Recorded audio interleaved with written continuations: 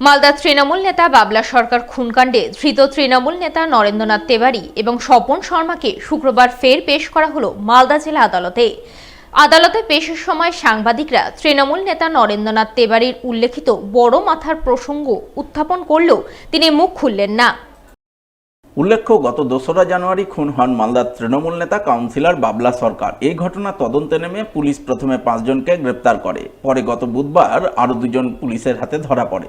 তাদের মধ্যে একজন তৃণমূলের মালদা টাউন সভাপতি নরেন্দ্রনাথ তিওয়ারি এবং অপরজন মালদা শহরের বাসিন্দা স্বপন শর্মা।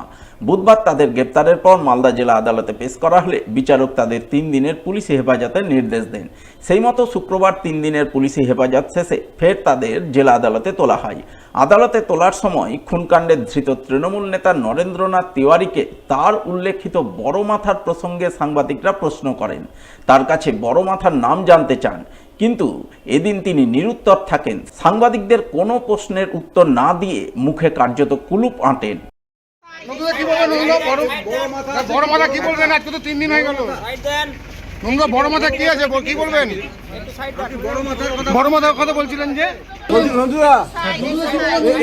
বড় মাথা কি বলবেন? আজকে তো 3 দিন হয়ে গেল। বড় মাথা আছে কি? আপনি বড় মাথার কথা বলছিলেন, বড় মাথা আছে।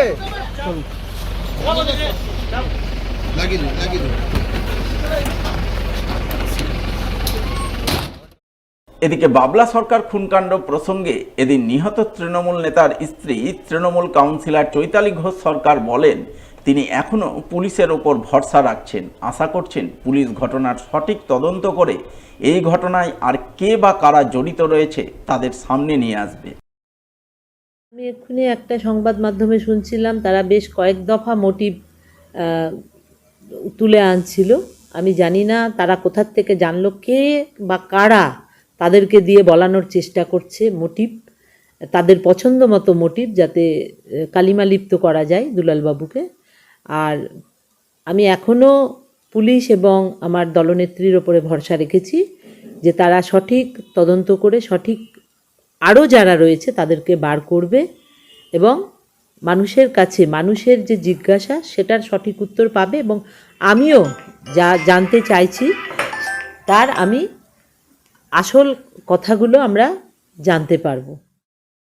এদিকে শুক্রবার ধৃত নরেন্দ্রনাথ তেওয়ারি এবং স্বপন শর্মাকে মালদা জেলা আদালতে পেশ করা হলে বিচারক তাদের আরও 5 দিনের পুলিশ হেফাজতের নির্দেশ দেন বলে জানা গেছে।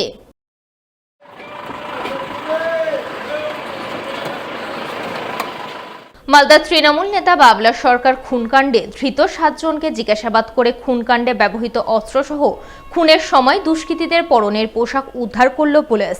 শুক্রবার এমনটাই খবর মিলল পুলিশ সূত্রে। উল্লেখ্য, গত 2রা জানুয়ারি মালদা শহরের বুকে প্রকাশ্য দিবালোকে খুন হন মালদা তৃণমূল নেতা বাবলা সরকার।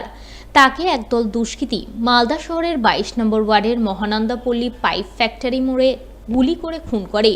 এই ঘটনার তদন্তে নেমে প্রথমে পুলিশ খুনের ঘটনায় জড়িত সামি আক্তার এবং টিঙ্কু ঘোষ নামে 2 দুষ্কৃতীকে গ্রেপ্তার করে। এরপর পুলিশের জালে ধরা পড়ে আরও এক দুষ্কৃতী, তার নাম আব্দুল গনি। তাদের জিজ্ঞাসাবাদ করে আরও 2 দুষ্কৃতীকে পুলিশ পাকড়াও করে। তাদের নাম অমিত রজক ও অভিজিৎ ঘোষ। এছাড়াও পুলিশ পলাতক 2 দুষ্কৃতী বাবলু যাদব ও কৃষ্ণ রজকের নামে হুলিয়া জারি করে। তবে এখানেই শেষ নয়। এরপর পুলিশ বাবলা সরকার খুনকাণ্ডের মূল চক্রী হিসাবে তৃণমূলের মালদা টাউন সভাপতি নরেন্দ্রনাথ তেওয়ারি এবং মালদা শহরের বাসিন্দা স্বপন শর্মাকে গ্রেপ্তার করে। তাদের পুলিশ হেফাজতে নেয়। এরপর খুনকাণ্ডে জড়িত সন্দেহে ধৃত 7 জনকে জিজ্ঞাসাবাদ করে পুলিশ খুনকাণ্ডে ব্যবহৃত একটি 9mm পিস্তল, 2টি 1 শাটার এবং 5 রাউন্ড কার্তুজ উদ্ধার করে বলে খবর। তবে শুধু অস্ত্র উদ্ধার নয়, খুনের সময় দুষ্কৃতীদের পরনে থাকা পোশাক এবং জুতো পুলিশ উদ্ধার করে বলে জানা গেছে। তবে খুনকাণ্ডে জড়িত পলাতক 2 দুষ্কৃতী বাবলু যাদব এবং কৃষ্ণ রজককে পুলিশ এখনও ধরতে পারেননি। তারা এখনও পলাতক রয়েছে।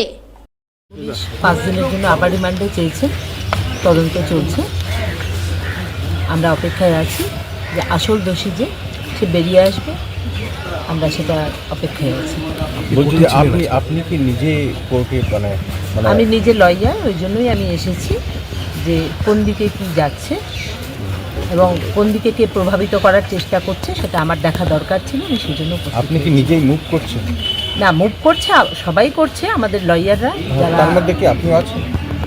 আমি তো এখানে কমপ্লেন করেছি, আমিও সাথে এখানে না ডিফেক্টো, অ্যাজ এ ডিফেক্টো আমরাও সবাই একসঙ্গে আছি। মানে আপনি নিজেও আছেন, আছি। লয়ারদের যারা আছে তাদের সঙ্গে দুলাল আমিও সরকারের আছি। পরে, তার মধ্যে একদম। আপনি একজন অ্যাজ এ লয়ার।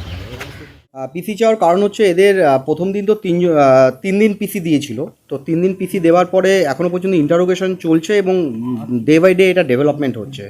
এবং এই কেসে একটা ওপো F11 একটা smart mobile phone already recovery হয়েছে শুটারের কাছ থেকে।